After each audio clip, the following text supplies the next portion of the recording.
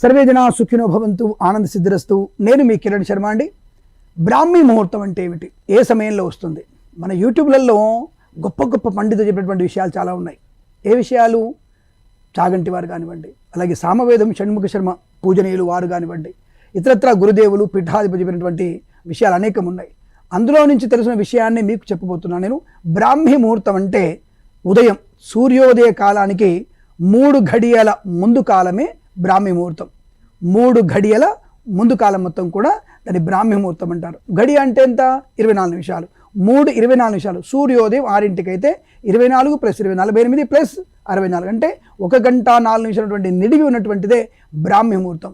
దాదాపుగా ఈ ముహూర్తం మనకి 3 గంటల 50 నిమిషాల నుంచి ప్రారంభమవుతూ ఉంటుంది. కాబట్టి ఆ సమయంలో మన పిల్లల్ని లేపాలి, ఆ సమయంలో మన పిల్లల్ని చదివించే ప్రయత్నం చేయాలి. ఆ సమయంలో దేవాది దేవతలందరూ కూడా శ్రీ మహావిష్ణు స్వరూపమైనటువంటి నారాయణుణ్ణి, పరమేశ్వరుణ్ణి పూజించేటువంటి బృహత్తరమైనటువంటి సమయం. దేవాది ఇంద్రాది దేవతలు కూడా ఆ సమయంలో లేచి స్వామివారిద్దరిని అమ్మవారిని స్తుతించేటువంటి మహాపుణ్య సమయం.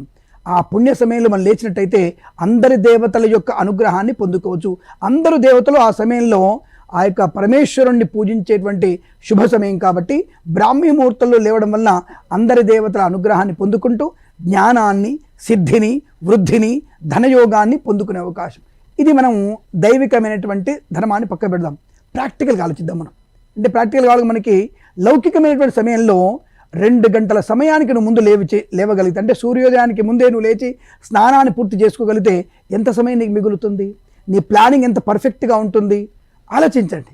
అంటే మనము రోజు బ్రాహ్మీ ముహూర్తంలో లేచినట్టయితే మనకి సాయంకాలం కల్లా అసాధ్యమైన ప్రతి పని కూడా సుసాధ్యమయ్యేటువంటి శుభ సమయం.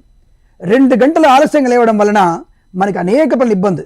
ముఖం కడుక్కోవడం, స్నానం చేయడం, ఇవన్నీ కూడా ఆలస్యం అవుతూ ఉద్యోగానికి ఆలస్యం, భార్యాభర్తలు చికాకులు, హడావుడిగా నువ్వు ట్రాఫిక్ బాక్స్ కట్టావా, అది కట్టావా, ఇది కట్టావా, సాక్స్లు ఏవి, టై ఏది, సూట్ కేసు ఏది, కంప్యూటర్ ఏది, ల్యాప్టాప్ ఏది, పిల్లగానికి స్కూల్ ఏది, బ్యాగ్ ఏది, ఈ హడావుడి చూసారా?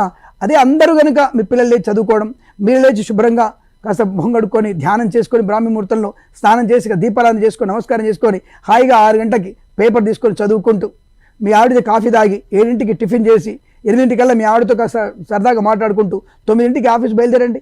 ఎన్ని పనులు పూర్తవుతాయో! బ్రహ్మాండ పనులు. కార్లో వెళ్తూ, ఆటోలో వెళ్తూ ఆ యూట్యూబో లేకపోతే ఇంకోటైనా మళ్ళాంటి శుభవార్తలు వినవచ్చును.